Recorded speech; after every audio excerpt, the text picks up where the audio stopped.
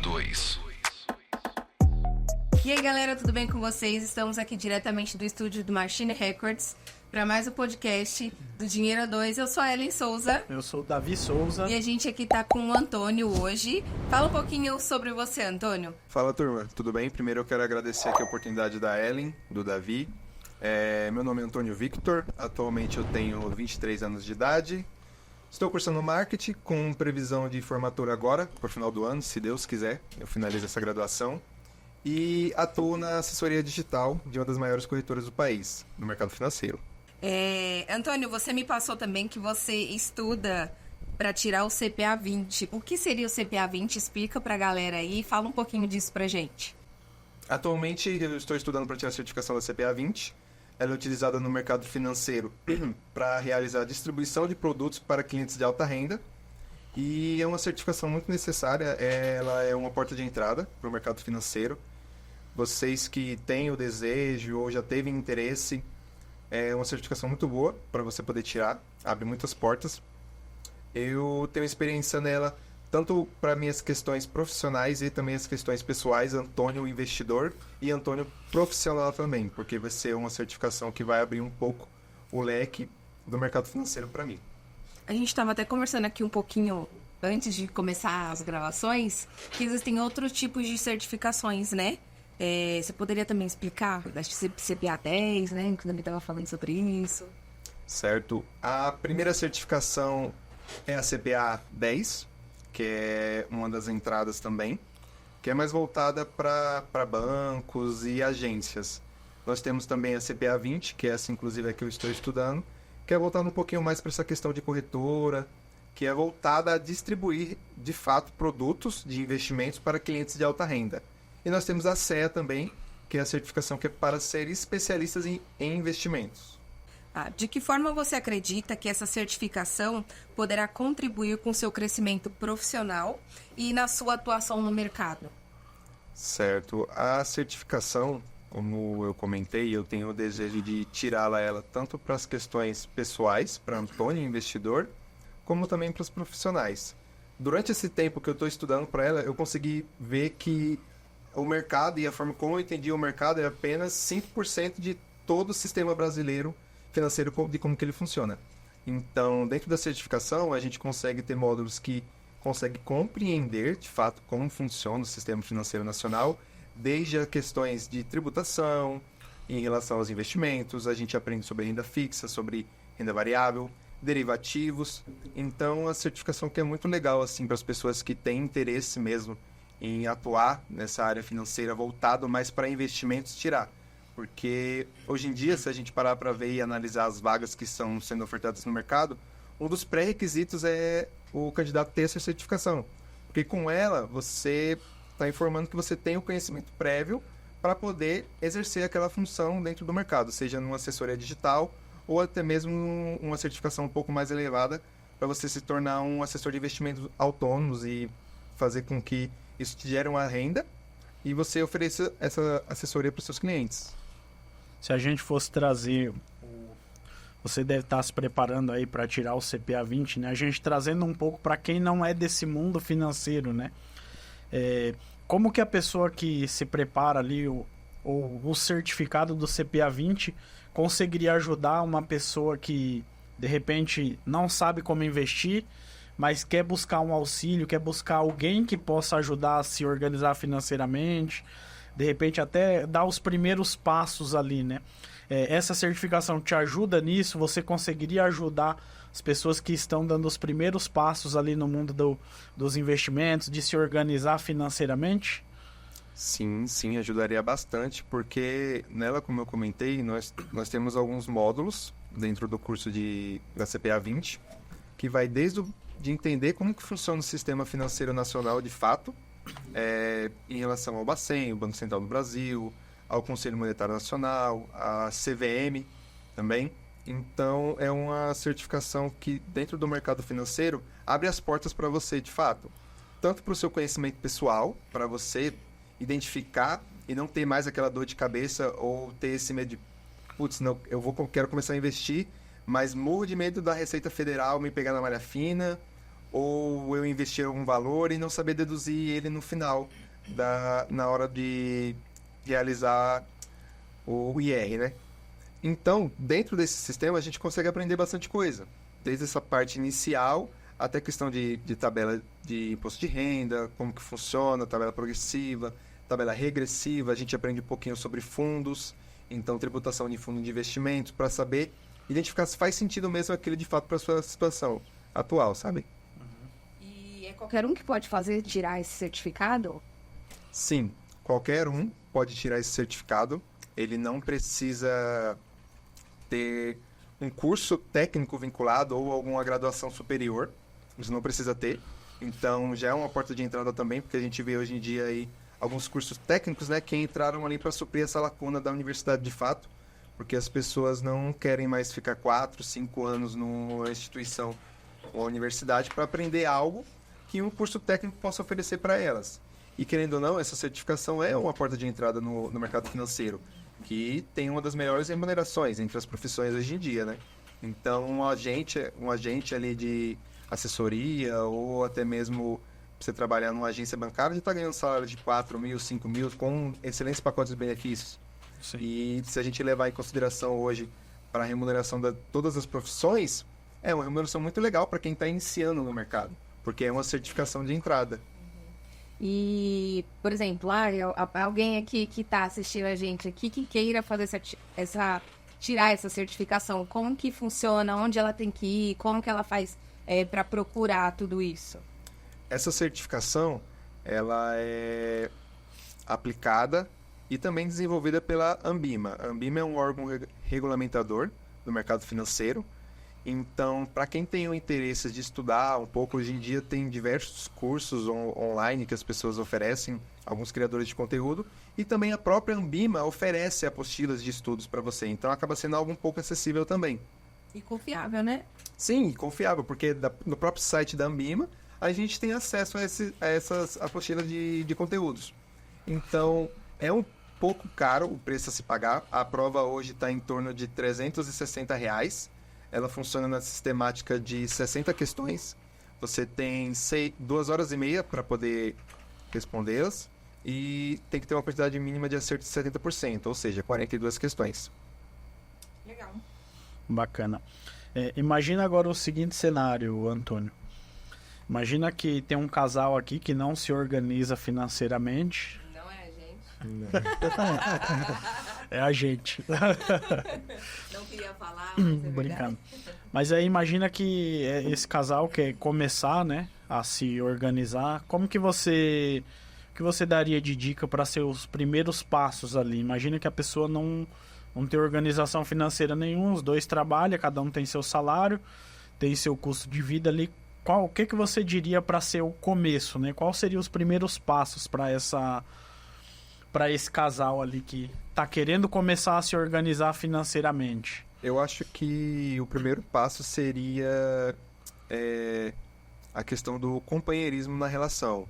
Os dois sentarem e conversarem sobre quais são os planos deles, quais são os sonhos, se eles têm algum sonho assim diferente um do outro para alinhar, entender um pouco sobre finanças, falar sobre finanças. Isso é um assunto muito importante que a gente vê que hoje em dia não está nas mesas dos brasileiros, entendeu? Então, a partir do momento que você está se relacionando com a pessoa, é um dever seu e dela conversarem sobre esses assuntos. Eu sei que às vezes pode ser um assunto meio chato, você vai conversar e aí seu esposo pode ficar um pouco estressado porque não tem um dinheiro, escola da criança para pagar, creche, furou o pneu, aí a mulher também tem as coisas dela para fazer, é uma compra ou alguma coisa, querem fazer uma compra no mercado e às vezes não conseguem, ficam chateados por isso. Mas eles não entendem, não sentam de fato e entender quais são as diferenças e o porquê que aquilo está acontecendo naquela situação, sabe? Então, acho que o primeiro passo e o mais importante do planejamento financeiro é essa conversa, principalmente em casal. Legal, isso é muito verdade. Quando a gente foi casar, hoje a gente tem 11 anos mais ou menos de casamento, mas quando a gente foi casar, a gente recebeu um conselho, né? A gente casou na igreja e a gente chama de bispo. A gente recebeu um conselho do nosso bispo que a gente tinha aqui, acho que um dos pontos principais do casamento é você sentar e conversar sobre finanças, que nem você acabou de falar. Porque a maioria dos casamentos acaba porque é briga financeira, porque acabou o dinheiro, ou porque tinha que pagar isso, ou porque não dividiu direito, ou, sabe, algo relacionado a finanças. Então, eu achei interessante você trazer esse assunto, porque aqui a gente fala, né, para casais, para jovens, para famílias, e às vezes é aquilo que você falou, muitas pessoas não acham que o seu dinheiro é seu, o meu dinheiro é meu, e eu vou gastar com o que eu quiser, e você gasta o seu com o que você quiser. Mas a partir do momento que a gente forma uma família, aquele dinheiro, o seu não é seu e o meu não é meu, né? É o nosso dinheiro. Então, é importante a gente falar sobre isso aqui, porque se a gente quer melhorar as nossas finanças, principalmente para quem tá em família já, mas a maioria das pessoas que ainda não tá, provavelmente, futuramente vai formar uma família, né? E vai precisar falar sobre esse assunto. Que às vezes é um assunto difícil, né, a ser tratado. Então, eu acho que talvez até interessante para quem namora conversar sobre isso, inclusive mesmo no namoro, né? Porque é daí que começa, né? Porque a gente namora geralmente para casar, né? Sim. Então, você namora, vai falar ali o que você curte, o que você gosta e tudo mais. E também é interessante falar sobre as finanças, porque se já começa com um relacionamento saudável falando sobre como que você planeja para o futuro, como que você gostaria de gastar o seu dinheiro. Quando você casa, fica muito mais fácil, porque já vem de uma relação, financeiramente falando, né, mais saudável ali desde o namoro, para introduzir ali no casamento, porque você vai viver o resto da vida com aquela pessoa. E dinheiro, a gente precisa de dinheiro para viver, né, para fazer compra, para fazer as coisas que nem você mesmo falou. Então, é super interessante. E eu acho que também, assim, de um modo geral, a gente está falando ali de duas pessoas, então são dois sonhos e... Diferentes, às vezes, são dois sonhos diferentes. Às vezes uma pessoa tem a vontade de viajar pelo mundo, a outra pessoa tem a cabeça um pouco mais voltada em construir um patrimônio para poder ficar um pouco mais tranquilo no futuro. E são duas visões que não necessariamente estão erradas, sabe? São apenas propósitos. Quando você conhece uma pessoa assim de fato e tem a intenção de construir uma família com ela, nada mais justo do que você deixar tudo bem esclarecido logo no começo. Sim. Porque é algo que não necessariamente a pessoa não vai poder fazer uma viagem para algum país onde ela queira conhecer, e não necessariamente também a outra pessoa tem que viver só em função de juntar dinheiro. Acho que tem que ter uma sinergia ali no casal para poder equacionar as contas e permitir tanto que o sonho dele seja realizado quanto o dela também. E ainda nessa linha, sei lá, o que você acha, assim, de um casal que uma pessoa, né, que quer, que nem você falou, né, tem a proposta de, vou gastar mais, e o outro que quer guardar. Como que será que dá pra gente conciliar isso? É um processo muito difícil conciliar, porque como a gente estava falando, né, a gente está lidando diretamente com o sonho da pessoa. Então é muito difícil você chegar para alguém e falar que o sonho dela não faz sentido. Por exemplo, você está num relacionamento que a pessoa fala que quer viajar, quer conhecer vários países, mas ela está ali no processo de formação, tá se formando, está começando a criar uma casca profissional ali, buscar uma remuneração melhor. E do outro lado, você vem de uma pessoa que tem já esse senso, às vezes atua no mercado, sabe como funcionam as coisas, e já não tem esse sonho, entendeu? Então eu acho que é muito difícil, só que tem como a gente encontrar um equilíbrio também. Porque, propriamente dito de mim, eu já fui uma pessoa um pouquinho mais bitolada em relação a guardar dinheiro. Quando eu iniciei, assim, de fato, a entender um pouco o que era educação financeira, para mim era algo que eu tinha que guardar. Não vivia. Vivia em função de guardar. Ou, por exemplo, trabalhava de segunda a sexta, aos finais de semana ia buscar dinheiro a mais também, o que não é errado, você adquirir essa renda extra, só que você tem que ter um equilíbrio ali também, entendeu? Porque você está compartilhando a sua vida com outra pessoa, então a opinião da outra pessoa também faz diferença na sua vida. Então é essa questão de equilíbrio mesmo, de você sentar com uma pessoa que você deseja ter um futuro e alinhar, você tem esse sonho, beleza, a gente tem esse sonho também, vamos tentar tocar os dois. Talvez seu sonho não seja da forma que você idealizou, mas a gente pode fazer algo parecido. E talvez o seu sonho também não seja da forma que você idealizou, mas a gente consegue encontrar um meio termo, sabe? E grande parte dos relacionamentos, bem como você falou, acaba por conta disso. Por conta de discussão de sonhos, que às vezes a pessoa acaba sendo um pouco egoísta, porque é do ser humano, normalmente, a gente pensar um pouco no nosso próprio umbigo, né? e acaba desgastando o relacionamento e acaba não indo para frente por conta de finanças também. Muito bom. Falando de uma forma prática, né? O que você poderia trazer aí de recursos e dicas para o pessoal poder se organizar? Pensando de forma prática mesmo, de repente tem alguma planilha, tem alguma ferramenta, algum papel de pão que a pessoa possa fazer para se organizar ali, para começar a se organizar e ter o controle das suas contas financeiras ali, falando tanto do casal quanto da pessoa individualmente, né? Eu acho que é muito importante e a gente tem meios, sim, de facilitar esse processo, para que não seja um processo que você tenha que viver totalmente só de guardar dinheiro. A gente pode separar valores ali para os seus prazeres, para você ter um equilíbrio da sua vida social, para você poder fazer algo legal com a sua companheira também. E o primeiro passo e o mais importante para as pessoas que eu digo que tem que ser feito, inclusive eu presto assessoria, algumas pessoas, alguns amigos meus já vieram para mim e a gente senta e monta um planejamento financeiro para a pessoa. Então eu procuro entender quem é a pessoa, quais são seus sonhos, quais são suas metas, seus planos, qual a realidade financeira atual que ela está vivendo hoje em dia. E uma das primeiras etapas desse processo de consultoria é entender como que está a situação financeira dessa pessoa. Quanto que ela recebe, se ela acha que é um salário que para ela está conseguindo viver naquele momento, qual que é o maior sonho dela, se pudesse falar se pudesse idealizar um sonho, por exemplo, é uma viagem para a Grécia. Esse é o meu maior sonho, beleza, é uma viagem da Grécia. A gente pode sentar e fazer um planejamento. Pode ser que não seja agora, nem daqui 3, 4, 5 anos. Mas se a gente fizer um planejamento, você pode conquistar esse sonho num curto, médio prazo, entendeu?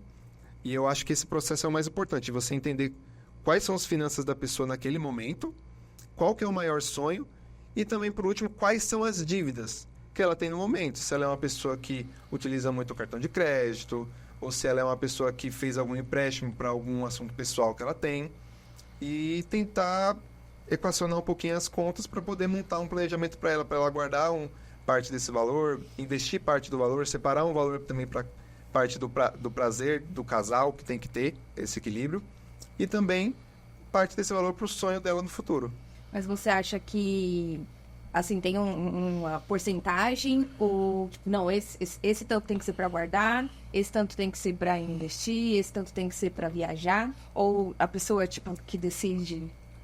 Eu acho que, assim, para mim, eu não estipulo um valor exato, que vai muito da renda também, porque não é justo eu pegar uma pessoa que tem uma baixa renda e falar para ela guardar totalmente o dinheiro dela, porque vai ser um processo difícil, vai chegar em algum momento que ela vai desistir, porque ela vai falar, pô, isso aqui tá sendo chato, não consigo fazer nada com o meu dinheiro, por mais que tenha um propósito por trás, normalmente a gente falou, a gente tá lidando com o sonho da pessoa, e a gente, brasileiro, tem esse senso de imediatista, né, de quero tudo para ontem. Alguém que tá com carro, mas vê, às vezes, um vizinho, ou sai para ir num shopping, alguma coisa, passa na rua um carro mais bonito que o dele, ele tem esse desejo, ele tem essa vontade, é um sonho dele de ter. Só que não é o momento, sabe? E você falou também que você empreende, né? Como que funciona? Como que começou essa vontade? Porque, querendo ou não, você ainda é bem novinho, né? 23 Sim. anos. Então, quando que começou essa vontade de você querer aprender sobre educação financeira, sobre empreendedorismo, sobre querer investir? Minha jornada com o empreendedorismo começou bem mais cedo do que a que eu tenho hoje em dia. Quando eu tinha ali mais ou menos 14 a 15 anos, a gente ia ter um passeio na escola pro Hop Hari. Na época, graças a Deus, nunca faltou nada em casa, mas a gente também não tinha para esbanjar. E, na época, o ingresso do passeio, se não me engano, estava R$100. E eu não quis pedir esse dinheiro para minha mãe, porque eu sei que R$100 no bolso de uma brasileira, de um brasileiro, pesa para fazer um passeio assim. Então, sentou eu, meu amigo Vitor e Felipe, espero que eles assistam esse vídeo depois, que eles vão lembrar dessa história. Sentou e falou, pô, a gente quer fazer o passeio e a gente não tem dinheiro, o que a gente pode fazer? E aí o Vitor deu a ideia, pô, vamos tentar vender trufa na rua? Aí todo mundo, beleza, vamos.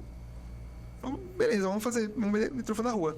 Aí a gente combinou, falou assim, vamos tentar pegar R$30 aí com as nossas mães e comprar insumos e fabricar as trufas e ir pra rua vender. Aí beleza, a gente cada um pegou R$30 emprestado com a mãe, na época, que a gente não trabalhava ainda, e confeccionou as trufas e saiu na rua pra vender, cada um com uma bolsinha. A gente, de início, no primeiro dia, a gente não vendeu muita trufa, porque a gente ainda era um pouco mais tímido para chegar nas pessoas e falar e tal. Eu, dos 3 aí, era um pouco mais desinibido, então não tinha muita vergonha, mas a gente não conseguiu vender muito no primeiro dia. Falei, não vamos desistir, porque a gente tem 20 dias pro passeio e a ideia era fazer pelo menos R$300 para cumprir o ingresso de todo mundo. Fomos outros dias, aí começou a dar uma melhorada, a gente começou a vender, até o momento que a gente ultrapassou o valor que a gente precisava para os ingressos. E a gente falou, já que a gente está aqui, vamos continuar vendendo para tentar comprar um ingresso VIP, que na época o ingresso VIP era, nossa, uau, na época do Hopi Hari, isso, o Hopi Hari era lotado, porque iam de centenas, outras dezenas de escolas e era muita gente lá, você ficava muito tempo na fila. Falou, já conseguimos o que a gente queria aqui, vamos tentar um pouquinho a mais.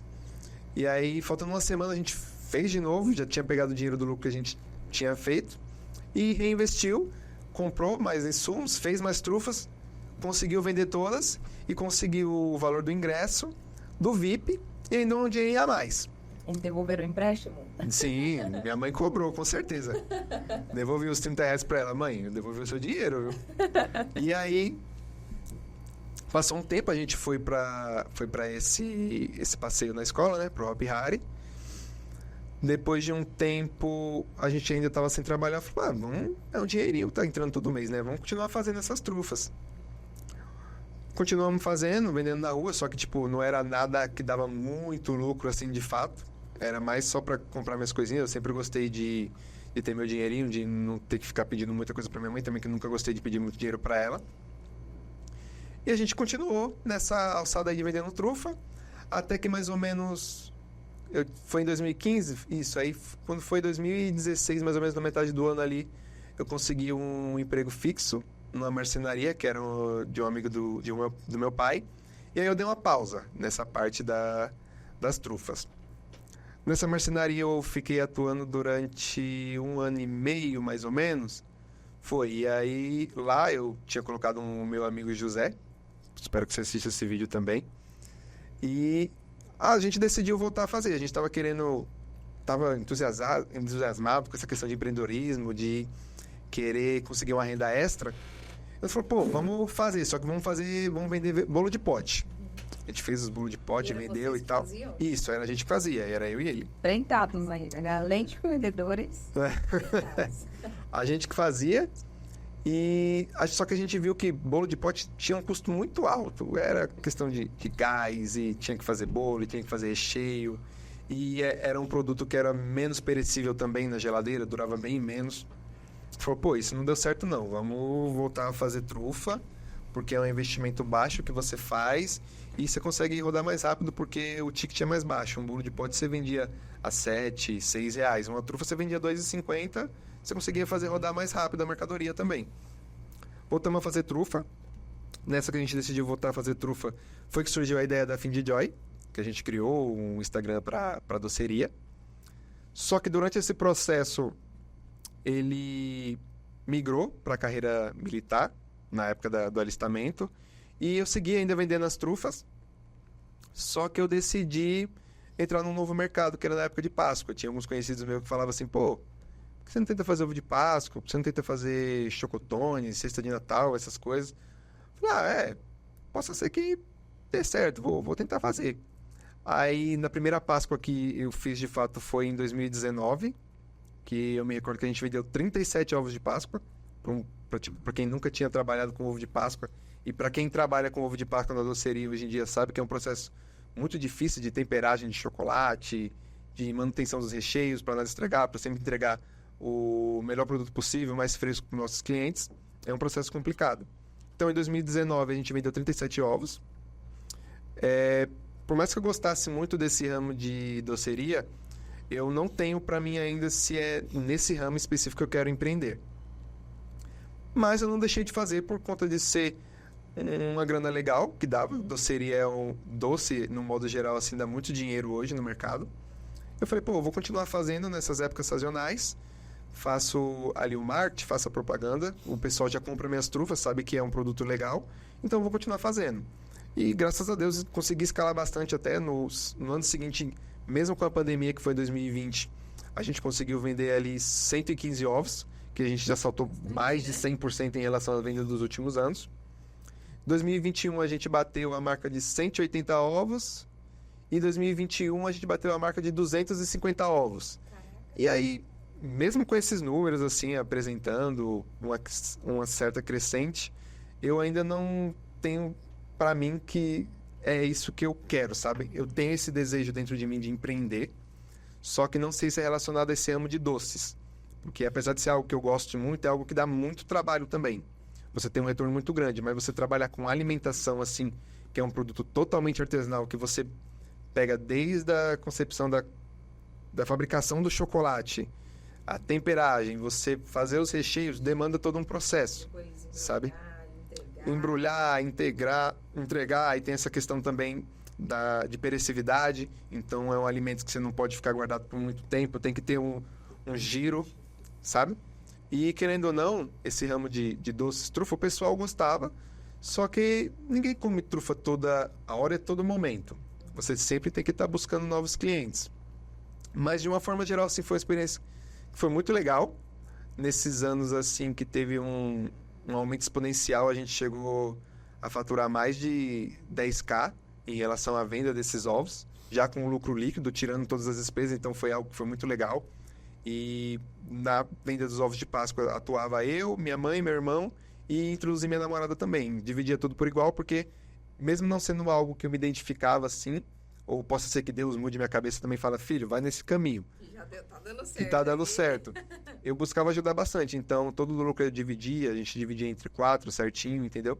E eu sempre gostei muito de empreendedorismo e tenho desejo sim ainda, tem muito dentro de mim assim, apesar de, por exemplo, hoje estar num mercado legal, que a remuneração é legal, isso não faz eu perder esse sonho de empreender ainda, sabe? E eu acho que isso que é o que me motiva.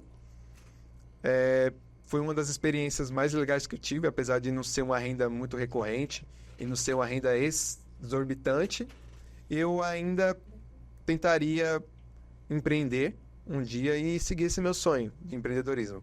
E o que você pôde aprender desse período que você empreendeu? Não foi sozinho, foi com outras pessoas, que você traz para sua vida hoje?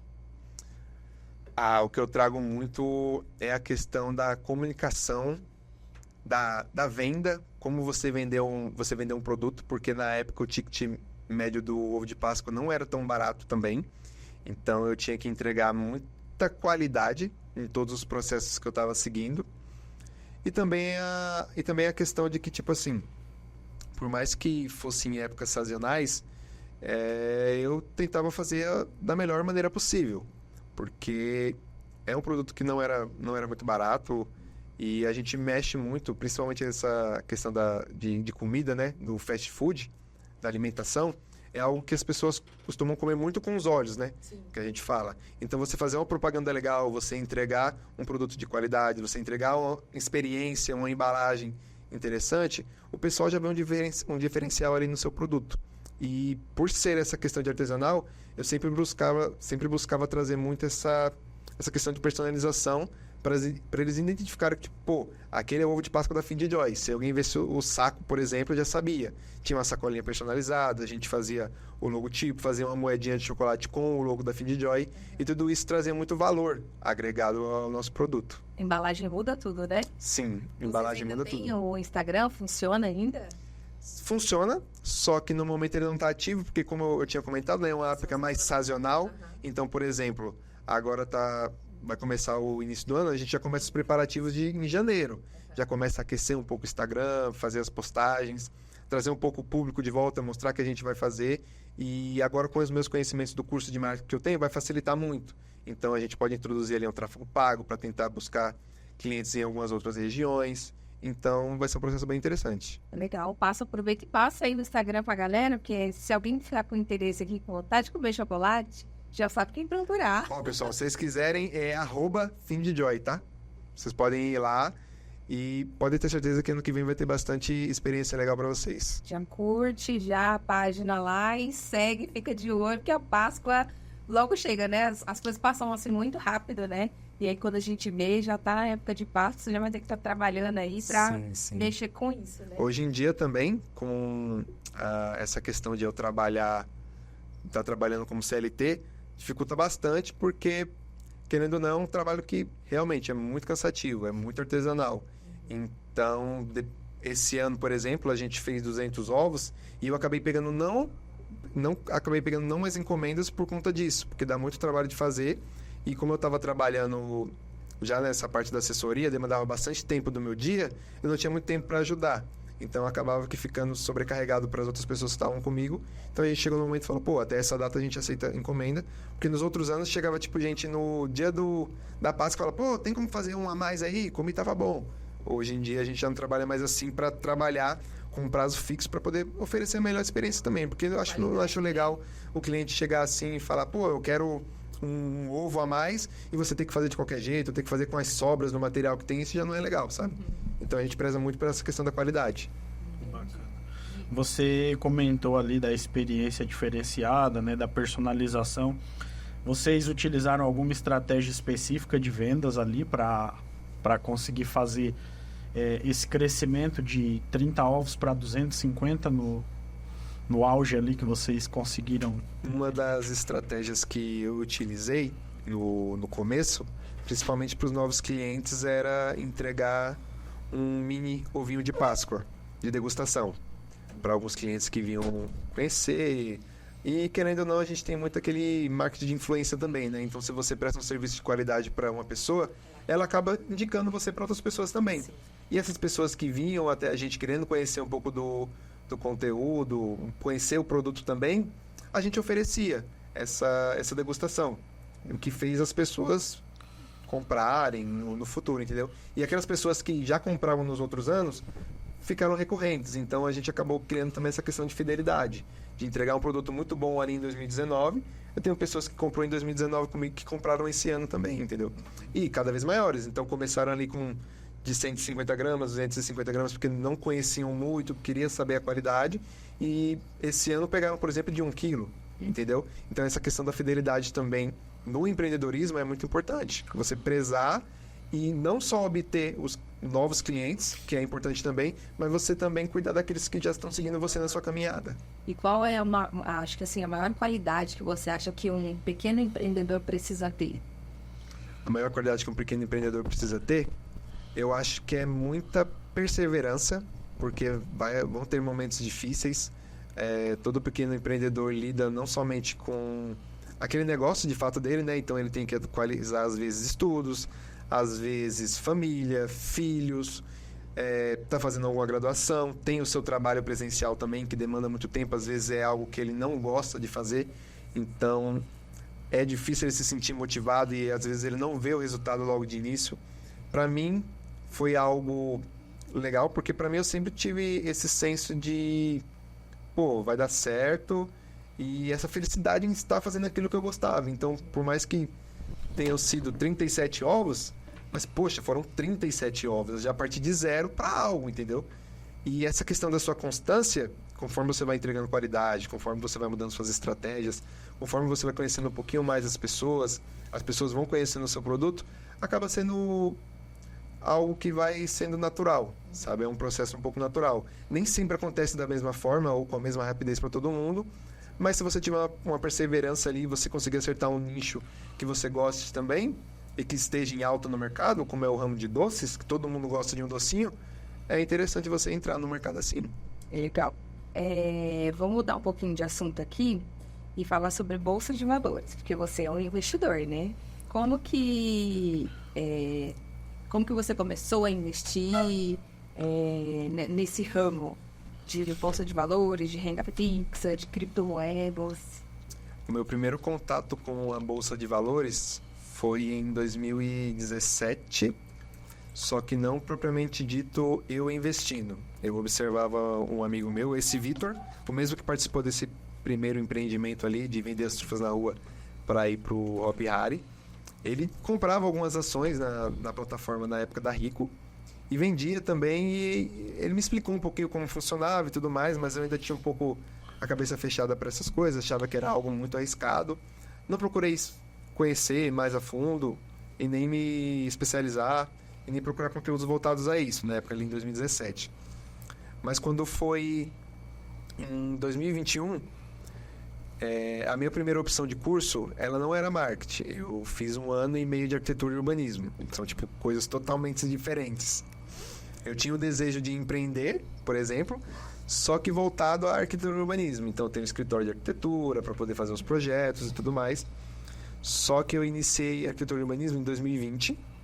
Teve a pandemia, então eu tive praticamente 3 semanas de aula presencial. E isso me chateou bastante, porque arquitetura e urbanismo eu tinha uma visão de que a grade, pelo menos que eu tinha observado no primeiro semestre, a gente ia conhecer muitos lugares. Então, centros históricos de São Paulo, grandes monumentos. E eu sempre gostei muito de edifícios.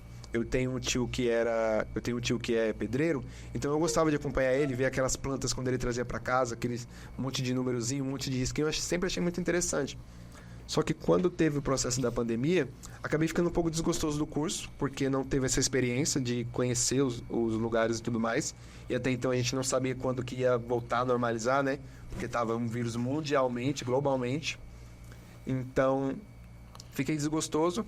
E eu me encontrava em alguns momentos, durante a aula online, mutando a aula da professora, abria uma guia anônima, ia no YouTube e ia querer estudar um pouquinho sobre investimentos. Eu lembro até hoje que o primeiro vídeo que eu assisti foi do Thiago Nigro, o Primo Rico, e como comprar a sua primeira ação.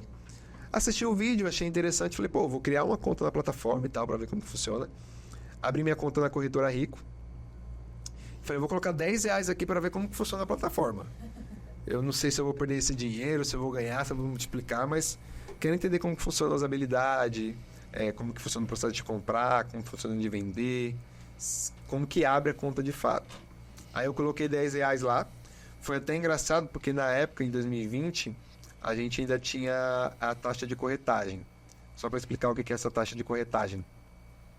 A gente tem a Bolsa de Valores, onde são negociados os ativos, e a gente tem a corretora, que é quem faz a intermediação da negociação. Então você compra na plataforma da corretora e ela envia a sua ordem para a Bolsa de Valores. E na época a taxa de corretagem da Rico estava em 2,50. Falei assim, bom, só que eu, antes de comprar eu não sabia ainda que tinha essa taxa. Eu vim descobrir depois. Falei, pô, vou colocar R$10 aqui, mas eu vou comprar ações da OIBR3. Na época estava 65 centavos cada ação. Falei, pô, vou comprar 3 ações aqui só para aprender a mexer na plataforma mesmo. E aí comprei as 3 ações, só que quando eu comprei as 3 ações, o valor das ações deu mais barato do que a taxa de corretagem da corretora. E aí, naquele momento, eu já comecei a me sentir, poxa, tô começando assim já no prejuízo? Como assim? Como que funciona essa questão da taxa de corretagem? E eu falei, pô, vou tentar entender um pouquinho mais como funciona o mercado. Mas a minha primeira experiência, de fato, assim, na Bolsa de Valores foi comprando essas 3 ações. E acho que foi o pontapé inicial ali só para, de fato, aprender como que mexia. Porque eu sempre tive para mim, eu sempre fui uma pessoa muito, como eu posso dizer, muito reservada e muito seguro de tudo que está fazendo. Então, falar, pô, eu sei que é algo que não é muito fácil, mas também não é um bicho de 7 cabeças. Depois que eu comprei, que eu falei, é só isso? Teve essa questão dos valores que eu acabei perdendo ali na negociação, né? Mas eu falei, não, bicho de 7 cabeças. Então eu vou procurar me informar um pouquinho mais, entender como funciona o mercado. E aí que teve esse meu desejo de empreender, de aprender de fato com esses vídeos educativos. Não cheguei a comprar nenhum curso, mas hoje em dia tem muitas pessoas que oferecem cursos muito bons também. Mas tem muito conteúdo gratuito na internet que a pessoa pode consumir. Bacana. Legal.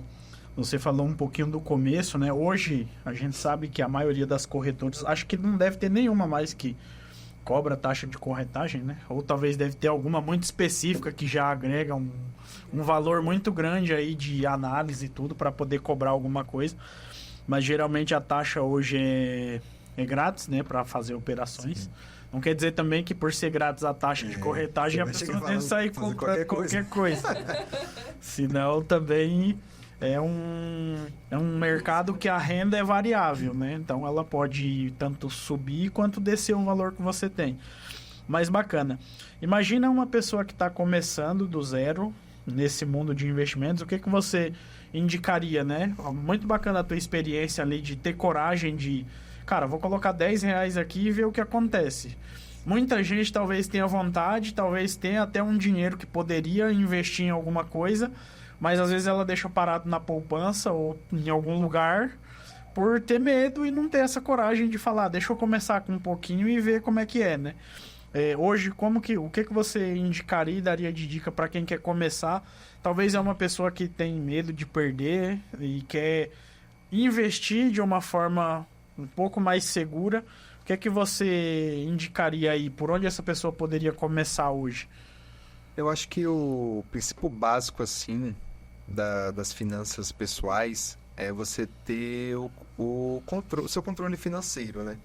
De uma forma geral, até para você começar a investir, seja em algum ativo ou em algum fundo, até mesmo investir na sua vida pessoal, em comprar um automóvel ou comprar também uma moradia, é parte do conhecimento. Então é interessante a pessoa primeiro ter esse senso de coragem, aqueles 10 segundinhos de coragem de falar assim, pô, eu não sei tudo e tá tudo bem, mas eu vou iniciar primeiro, deixa eu colocar aqui, que seja 5, 10 reais, hoje você já consegue comprar um ativo na Bolsa de Valores tranquilamente. E nesse momento você não tem que ficar se preocupando em rentabilidade, você não tem que ficar se preocupando em indicadores, em saber de fato quais são os melhores segmentos da Bolsa. Você tem que ter esse ponto inicial, esse ponto de coragem de chegar e aplicar o valor. Depois que você aprende como que funciona a sistemática, a utilizar a plataforma, e você vê que é algo que você se interessou, você pode buscar mais conhecimento, entender um pouquinho do que funciona, como funciona a Bolsa de Valores, entender o que é segmentação de mercado, entender o que as empresas fazem hoje em dia. Hoje em dia, a grande maioria das empresas, se não todas que estão listadas na Bolsa de Valores, elas têm um site, que é o RI, que é a Relação com o Investidor, onde ela pode ter acesso aos números da empresa. Então, se é uma empresa que tem muito lucro, se é uma empresa que tem dívida, se é uma empresa, qual é o segmento dela, como ela trata as questões com os investidores delas. Então, tem muita informação hoje na internet, sabe? Um processo assim que eu entendo que realmente é um processo difícil de ser mudado, porque é um processo cultural. Aqui no nosso país, a gente não tem essa experiência e não tem a oportunidade de aprender sobre também. Finanças pessoais deveria ser um assunto que era para ser ensinado desde o nosso ensino básico, na escola, que já traria uma certa bagagem. Hoje em dia, os jovens pensam que Bolsa de Valores é eventualmente como se fosse um cassino. E não, é totalmente diferente. Tem aquele logo de Wall Street, né? Isso, entendeu? Vai falar assim, vai chegar para você, me vende essa caneta. Não é assim que funciona.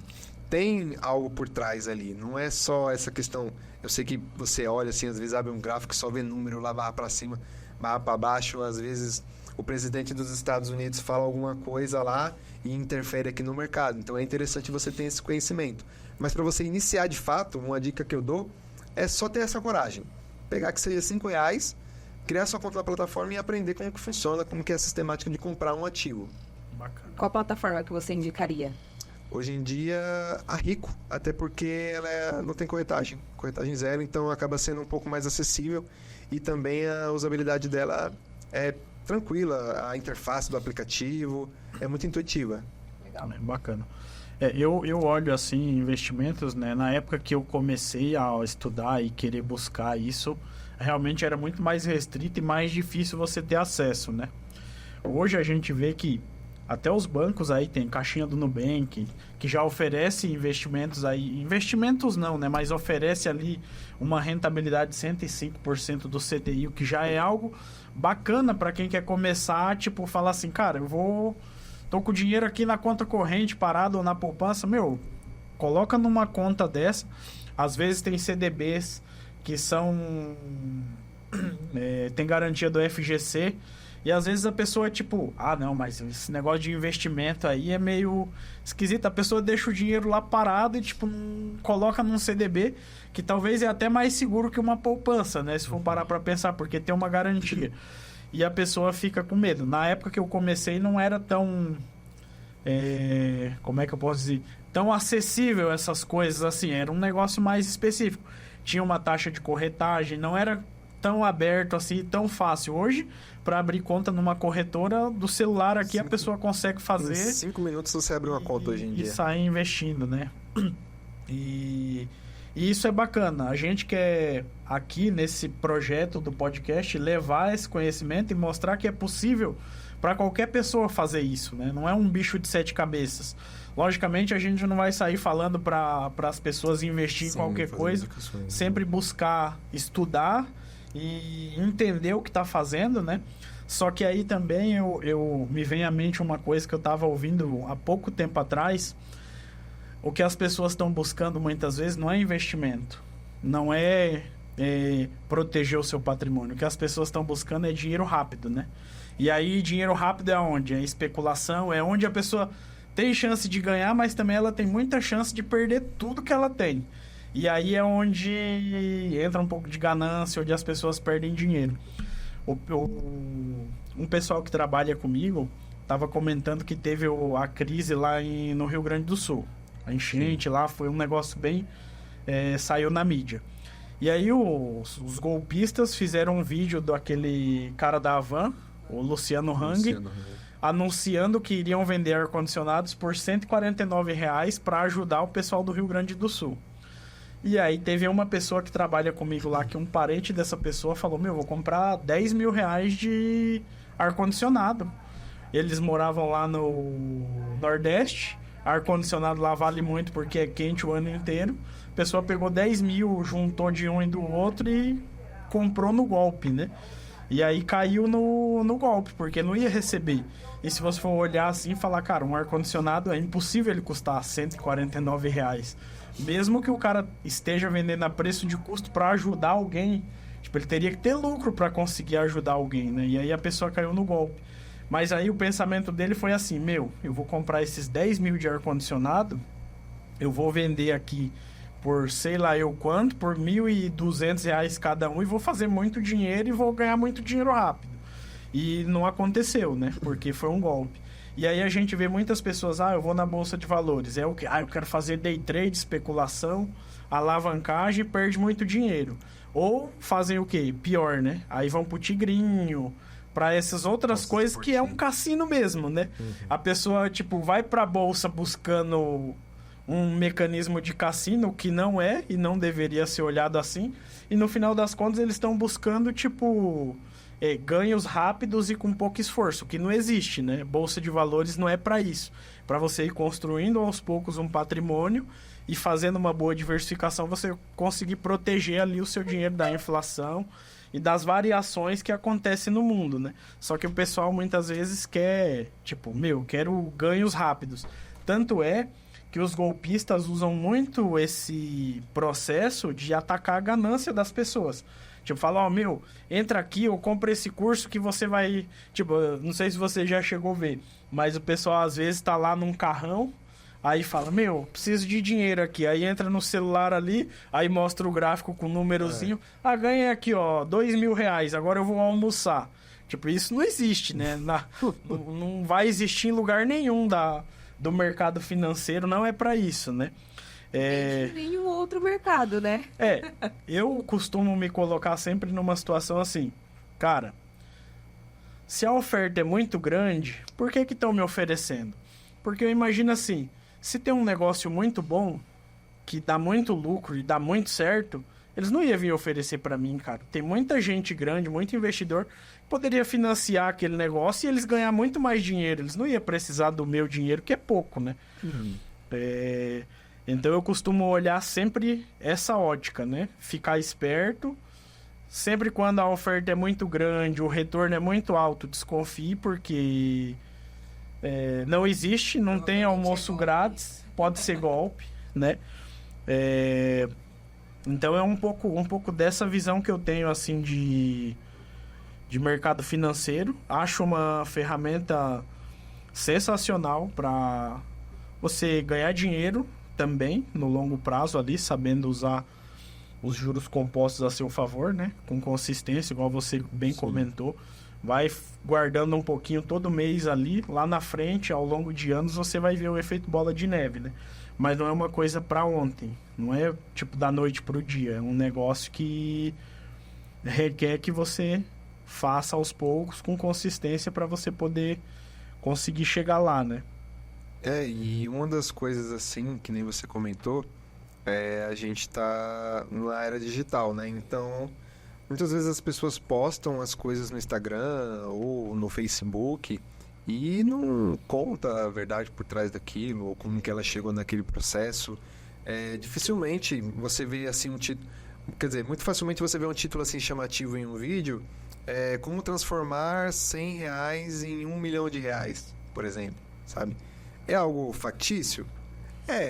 Mas não é algo simples, nem que vai acontecer do dia pra noite, sabe? Então é um processo realmente que requer muita disciplina e você precisa ter também muito discernimento daquilo que você está fazendo. No início você vai errar, você vai quebrar a cabeça, você vai comprar um ativo que não foi legal, mas você pode usar isso para você aprender.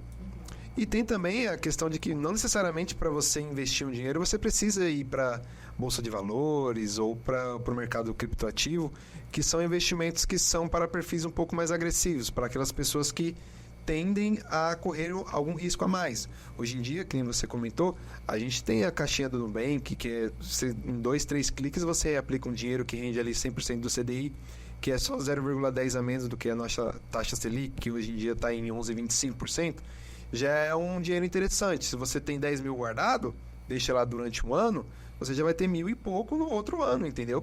Então é um investimento seguro, que você, como você comentou, tem a proteção do FGC, o Fundo Garantidor de Crédito, e é uma aplicação que não tem tanto risco assim, que você não precisa se expor, ou principalmente quando você está no início, é muito prazeroso. Eu digo assim, por mim, o Davi também deve saber essa questão de ter e olhar o seu celular lá e você ver que você teve rendimento. É muito prazeroso você ver que você colocou ali 100, 200, 300 reais e no final do mês já está 330, ou às vezes está 350. É muito interessante isso, sabe?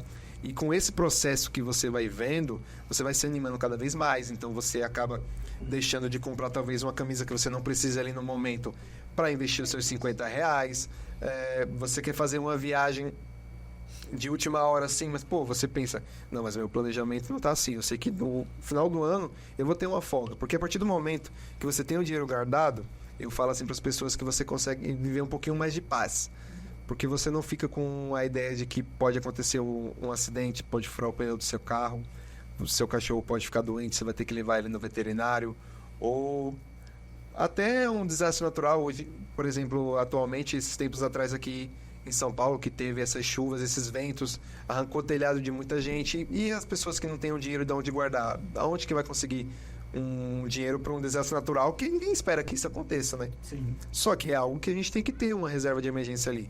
Então é muito importante também você não só focar no valor que você está investindo, mas no que você está investindo e qual que é o seu propósito com isso, sabe? A partir do momento que você tem uma reserva de emergência ali, eu acho que quem tem oportunidade no momento, eu sei que é difícil falar assim, porque a grande maioria dos brasileiros vive ali com o mínimo possível, no limite, sobrevivendo com um salário mínimo. Então é difícil você chegar para um pai de família e falar assim, você tem que guardar 300 reais todo mês para você conseguir ter sua independência financeira. É algo que não é factício para o momento dele ali, porque ele tem as obrigações dele. Mas que seja 10, 20 reais naquele momento, só para ele criar essa disciplina, entendeu? Para ele ver essa sensação de viver um pouco mais em paz. De você saber que se seu filho ficar doente, você guardou nos últimos 3 meses, guardou 20 reais, que seja, você tem 60 reais ali, você não precisa se afogar, você não precisa passar seu cartão de crédito, você tira o dinheiro que está guardado ali, no CDB hoje em dia, liquidez diária, você consegue resgatar e consegue pagar o remédio do seu filho. Entendeu? Então isso deixa você viver um pouco mais tranquilo nesse mundo caótico que já é o nosso. Sim, E eu acho que a partir do momento que você cria esse pensamento de poupar, guardar, investir, que seja, como você falou, né? Comece com 10 reais, porque às vezes a gente não tem, né? Às vezes a pessoa recebe um salário mínimo Mas eu já tenho que pagar as contas, já vivo aqui no limite, como é que eu vou fazer para guardar dinheiro, né? E uma coisa que a gente fala até bastante aqui também é procurar fazer uma renda extra, né? Que nem você falou, que com 14, 15 anos começou a vender trufa. E, gente, acho que quase todo mundo aqui curte trufa, gosta de trufa. E se às vezes passar aí, você tá ali na rua ou no salão, enfim, às vezes no farol, que eu já vi bastante, a galera oferece uma trufa pra você, você vai ali, né? Paga, hoje em dia não sei exatamente quanto que tá, mas a pessoa tentar fazer uma renda extra para pegar esse dinheiro da renda extra e começar ali a investir, né, e colocar na renda fixa, aquilo que você falou. Você guarda 10, 20, daqui a pouco, quando você chega no final do ano, que você vê ali os meses corridos que você fala, nossa, aumentou, e aquilo começa até a virar o vício, você não quer nem tirar aquele dinheiro. Deixar você mais contente. Deixa ele render, porque você começa a entender como funciona, né? E a sentir prazer naquilo, de guardar e ter uma segurança maior, né? Então, você não precisa começar com 300, com 500. Não, começa com 10, começa com pouco, né? Porque para você entender o princípio, e aí, às vezes, conforme for passando o tempo, você vai conseguindo renda extra, enfim, você vai pegar aquilo tudo e vai colocando, né? Isso é bem bacana. Eu tava ouvindo aqui você comentando, falando ali da pessoa começar começa com 10, 15, 20, o que der, né? É um começo. E eu tava refletindo há algum tempo, já venho pensando muito e refletindo sobre isso, né? Pensando assim, aquele cara que ganha um salário mínimo e tem família, tem tudo, né? É muito difícil realmente sobrar alguma coisa. Porque eu mesmo, assim, tenho algumas pessoas que eu olho e falo, esse cara é um mestre de como fazer o dinheiro render, porque alguns têm filhos, lida com aluguel e consegue ali fazer a coisa acontecer e chegar no final do mês. Mas aí, olhando para esse perfil de pessoa, talvez eu nem diria para ela estar iniciando e pensando em investimento agora. Eu diria para ela pensar em investir, fazer um investimento melhor que ela pode fazer, que é investir nela mesma e buscar se qualificar mais, estudar. É o caminho difícil? É o caminho difícil, não é fácil. Mas é um caminho que talvez lá na frente a pessoa vai começar a sobrar um pouquinho mais de dinheiro. E aí ela começa a poder fazer isso com mais impacto, né? Porque o que eu vejo muitas vezes é a pessoa fica pensando também ali, talvez está numa situação de salário mínimo, e fica pensando, qual é o melhor investimento que eu tenho para fazer? Cara, infelizmente, não vai ser ganhando um salário mínimo na Bolsa de Valores que você vai ficar rico. Talvez isso levaria 60 anos para você fazer, investindo um pouquinho todos os meses. É possível, mas o tempo é muito longo para isso. Então, aí isso foi um pensamento que me ocorreu aqui agora. O melhor busca qualificação, busca estudar, se aperfeiçoar, de repente alternativas, né? Um CPA 20 da vida que a pessoa pode fazer, entender como é que funciona, entrar nesse mercado.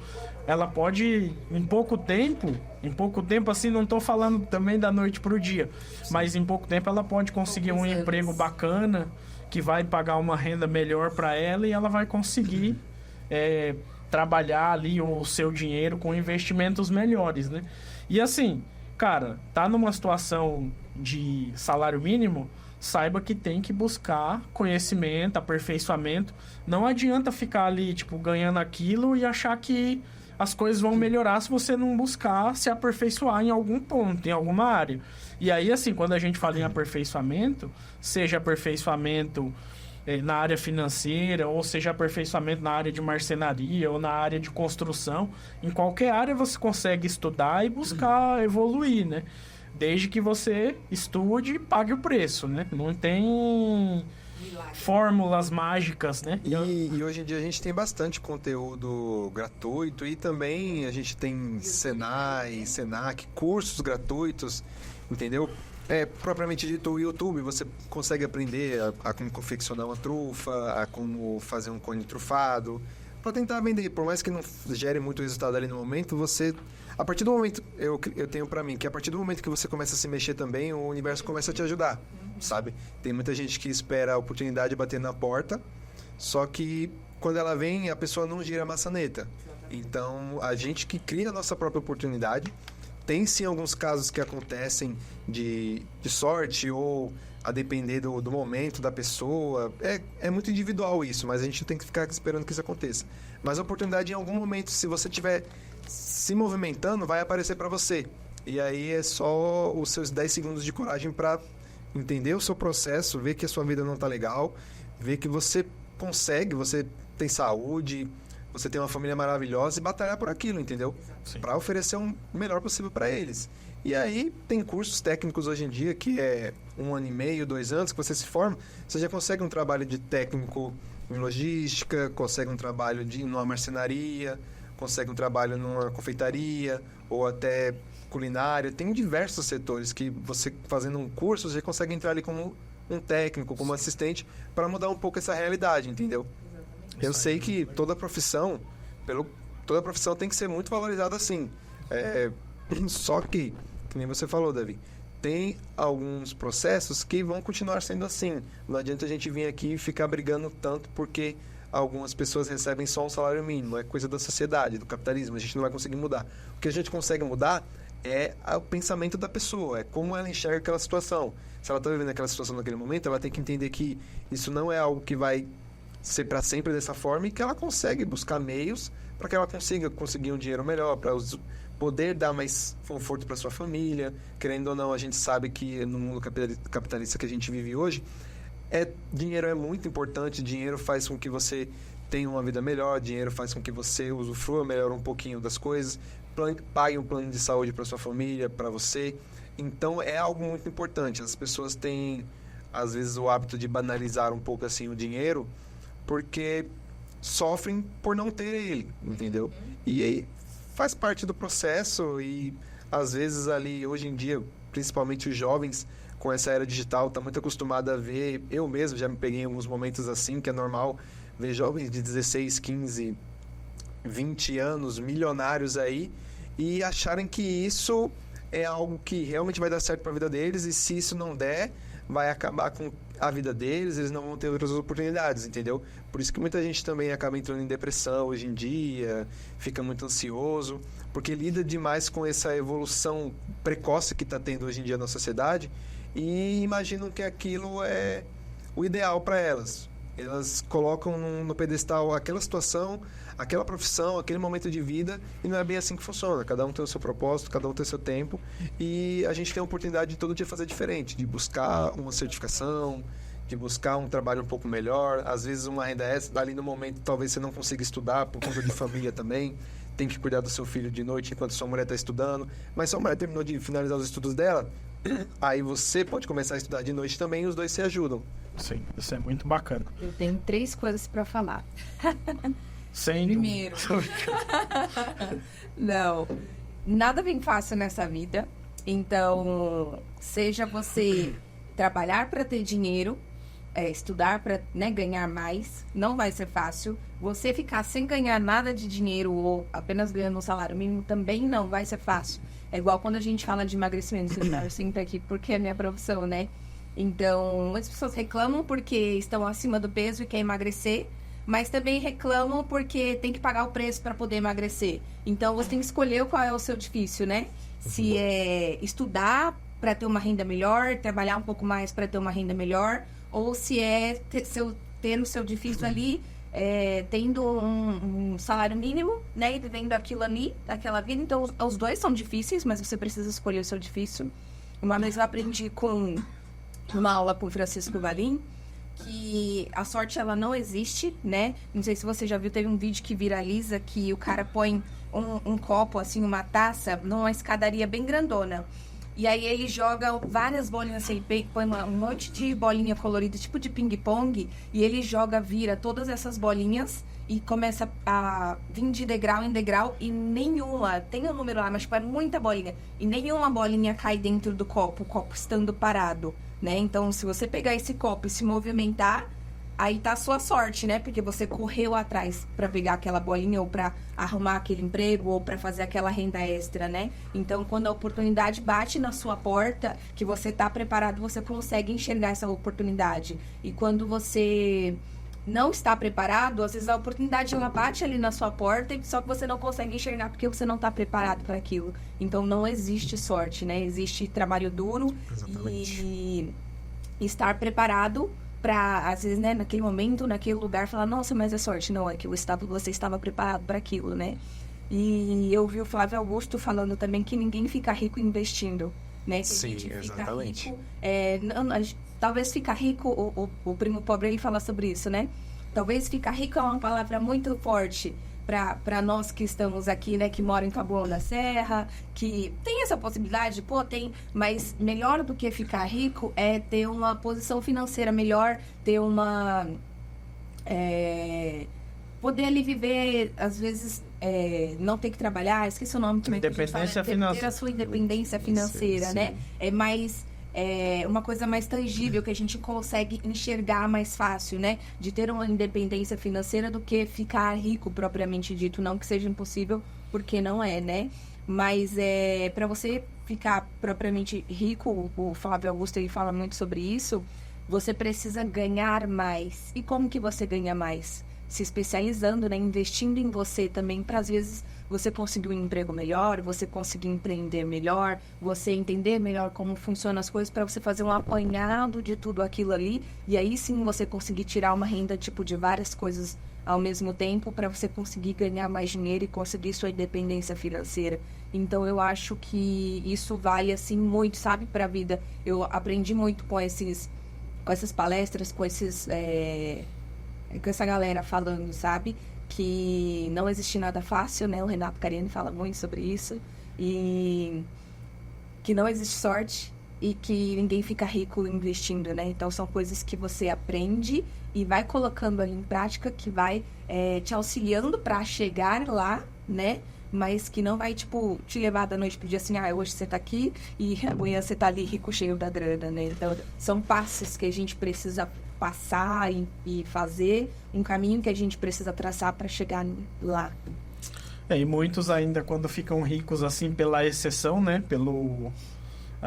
Pela exceção mesmo da coisa, muitas vezes que ganha na loteria, não sei o que, a gente vê que tem relatos que em alguns anos voltam ao mesmo padrão de vida e perde tudo que ganhou, né? Outros voltam até pior, né? Eu estava vendo uma ganhadora do BBB, que viralizou um vídeo dela também, que na época ela ganhou muito dinheiro, e aí eles fizeram uma reportagem recente com ela, e ela estava morando numa casa assim bem simples mesmo, que ela ainda na verdade estava começando a construir com a ajuda da mãe, do pai, da família toda. E aí o repórter perguntou para ela, né, nossa, mas você foi ganhadora do BBB, o que aconteceu? Aí ela falou, né, eu não tive instrução financeira nenhuma. Então, eu acabei gastando todo aquele montante que eu tinha em várias coisas, não sabia investir. Por isso que eu tô assim, né, nessa situação hoje, por falta de conhecimento. Então, hoje a gente tem a internet, o YouTube. Por isso que a gente decidiu começar, né, o podcast, para ensinar e trazer um pouco desse conhecimento para as pessoas. Legal. Obrigado, Antônio, por você ter participado aí com a gente do podcast.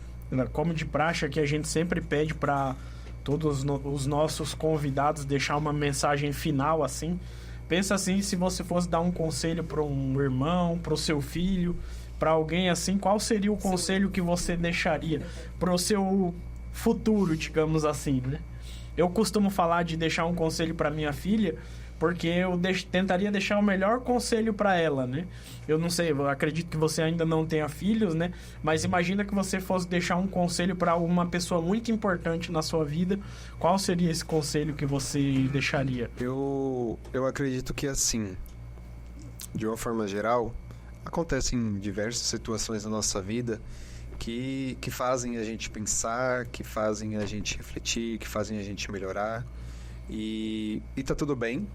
Eu acho que a partir do momento que você se permite a pensar, em estimular esse hábito de pensar, em buscar coisas melhores para sua vida, buscar melhores coisas para você, para as pessoas que estão ao seu redor, você começa a evoluir, de fato, sabe?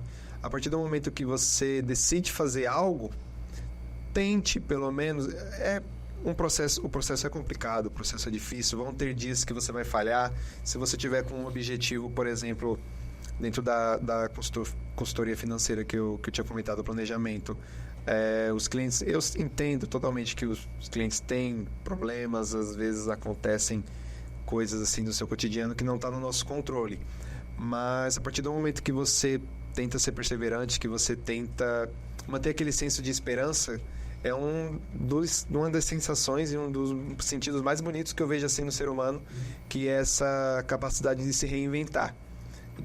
Por mais que as coisas estejam totalmente dando errado, tem uma luz no final do túnel e você não precisa estar sozinho durante esse processo, você pode conversar com algumas pessoas.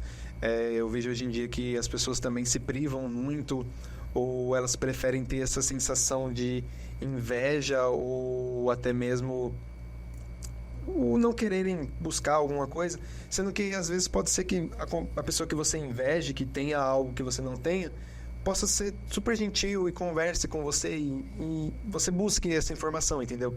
E entender que são processos na vida, assim como você nasceu, você constitui sua família, um dia você vai morrer também. Então, aproveita a sua jornada. Possa ser que ela esteja difícil agora no começo, possa ser que as coisas não estejam se encaixando, possa ser que você já tenha mudado de profissão 1, 2, 3 vezes, mas acredite no seu processo e tenha sempre em mente que o resultado dos seus esforços um dia vai ter retorno.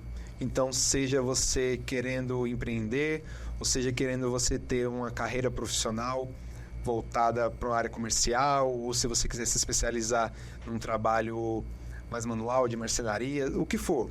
Acredite no processo e tenha sempre em mente que depende de você.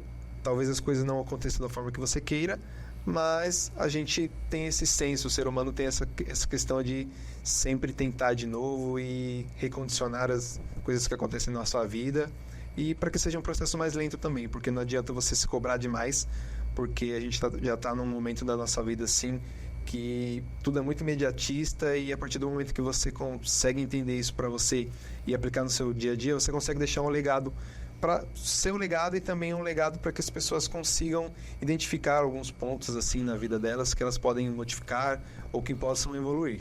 Eu acho que de um modo geral é mais isso. Obrigado. Então é isso. Muito obrigada pela sua participação aqui com a gente no podcast. Muito obrigada a todos vocês pela presença. Deixem comentários aqui pra gente se vocês tiverem alguma pergunta, que a gente vai procurar responder todo mundo, tá bom? Curtam, compartilhem com seus amigos e até a próxima. Tchau. Tchau, tchau, pessoal.